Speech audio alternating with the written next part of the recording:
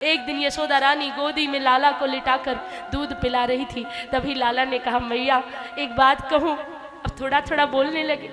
कह दे लाला। सामने बड़ा सा मिट्टी का भांड बर्तन और उसमें भरा हुआ दही आधा मथा हुआ, मक्खन ऊपर आने ही वाला है। बड़े से बर्तन में मिट्टी के मक्खन काढ़ेगी, निकालेगी। अभी हाथ में रस्सी फंसा करके खम्भे से लपेट कर मंथन कर रही। दधी मंथन करते देखा है?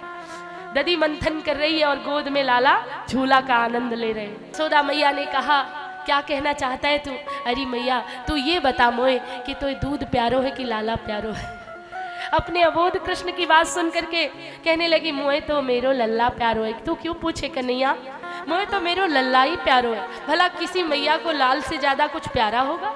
मोए तो मेरो लाला ही प्यारो है। भैया एक बार फिर सोच ले, तो दूध प्यारो है कि लाला प्यारो? बोले मुझे तो मेरा लाला प्यारो। और दही मत्ती जा रही, छोड़ नहीं रही। अब कन्हैया को शरारत सूझी, कहने लगे, मैया ये बता, तू साची साची बता मेरी सौ, तो लाला प्यारो है, तेरा कनुआ प्यारो है या बाबा प्यारे है? अब यशोदा मैया शर्मा गई। अरे नटखट तू कितना सियाना हो गया है, कैसी बातें करता है? ए मैया बता देना, तो बाबा प्यारे हैं। तू दिन रात तो दिन भर काम करती है और जब बाबा गौशाला से आने वाले होते तो तू बिंदी सिंदूर महावर क्यों लगा लेती है?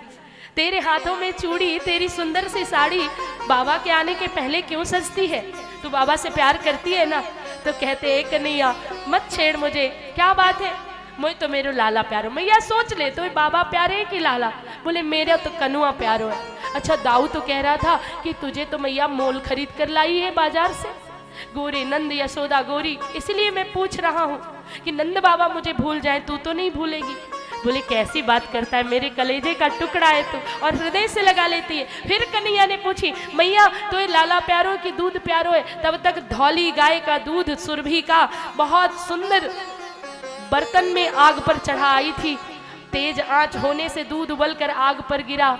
देखा दूध सब नष्ट हो रहा है। कन्हैया को गोदी से उठाया, नीचे पटका, दौड़ी गई दूध की रक्षा करने। जब दूध की रक्षा करने गई कन्हैया रोने लगी। देखो मैया ने गोदी से मुझे नीचे उतार दिया, दूध प्यारा। अभी तक कह रही थी लाला प्यारा लाला प्यारा, और प्यारा तो दूध ही है।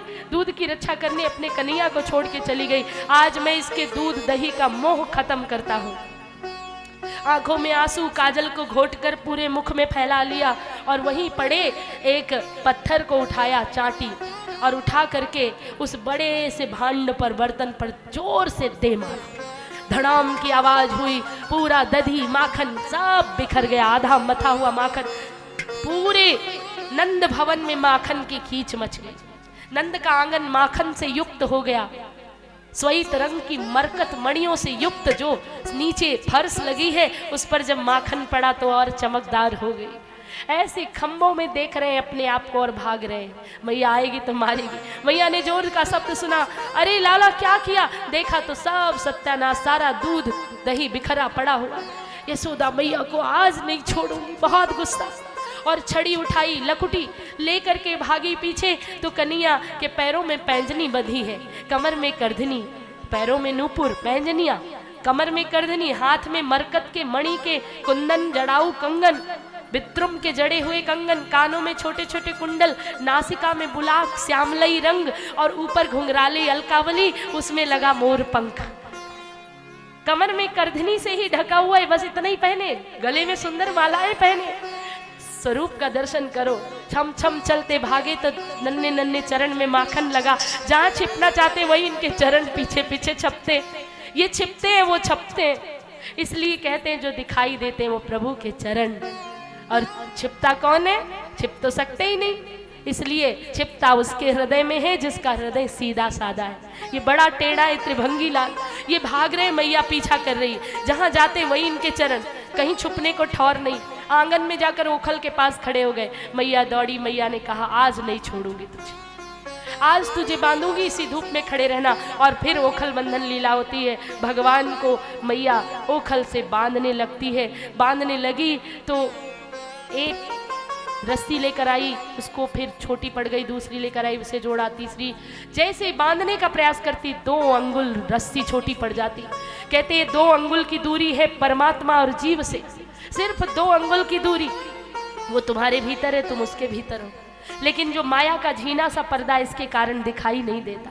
यही 2 अंगुल की दूरी है अहंकार, देहाभिमान। देहाभिमान दूर हो जाए तो सब मिल जाएगा। तो जैसे ही नंद नंदन को बांधने की कोशिश की, 2 अंगुल रस्सी छोटी पड़ गई। मैया कहती अरे ओ कन्हैया, तो कितना पेट फुलाएगा रे, कितना माखन खा लिया तेने, तू बंद क्यों नहीं रहा? मैं तब से प्रयास कर रही, मैं थक गई, पसीने की बूंदें माथे पर छलक उठी। कन्हैया मुस्कुरा रहे, मैया मैं बंध जाऊं? पूरे घर की रस्सी जब समाप्त हो गई तो कन्हैया ने कहा मैया अभी भी एक रस्सी बाकी, तेरे बालों में छोटी में लगी हुई डोरी।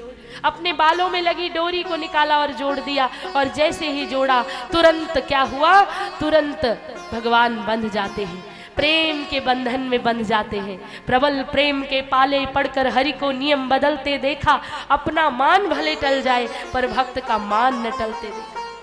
ये अहंकार से कोई ने बांध नहीं सकता, प्रेम की डोरी में प्रभु खिंचे हुए बंधे हुए चले आ रहे हैं। जिसने प्रेम से पुकारा उसके बंधन में बंध जाते हैं। कहते जब वो खल में बांधा तो मैया जल भरने चली गई। वो खल को घसीटते घसीटते आंगन में लगे 2 वृक्ष थे अमलार्जुन, उसमें फंसाकर जोर का झटका दिया तो मणिग्रीव और नलकुबर प्रकट हो गए। भगवान की प्राप्ति कर लिया, वैकुंठ की प्राप्ति कर लिया। नलकुबर और मणिग्रीव ये गंधर्व थे पूर्व जन्म में। संत सामने से गए और ये स्नान करते रहे, झुककर प्रणाम नहीं किया, खड़े रहे सीधे।